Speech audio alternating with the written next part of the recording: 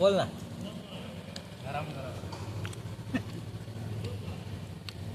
ये सब खिलाएगा, कम से कम एक लड़की इसको पट जाए।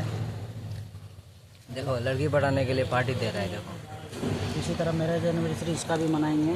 आज कंपनी का एनिवर्सरी था, कंपनी तरफ से पार्टी मिला है, इसका भी शादी होगा।